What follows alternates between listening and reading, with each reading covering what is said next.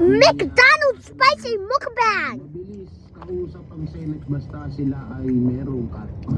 Oo nga, hindi kasi nandito kasi sa picture, makikita natin na merong 5 billion sa Senado. Ang tanong kasi dito, bakit pati ang Senado nagkaroon ng pondo?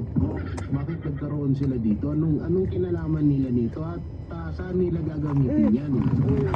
Tapos dito tingting lamang ha? Na meron alam niyo, Wow! Mga balateros, kung halimbawa bibigyan ako ng pagkakataon, napapapiliin ako Back to the Future. English yun ha? Huwag pipiliin ako, anong magiging tawag dito, anong magiging katayuan ko sa buhay, no? Yung katayuan ko sa buhay para tawag dito, katayuan ko sa buhay.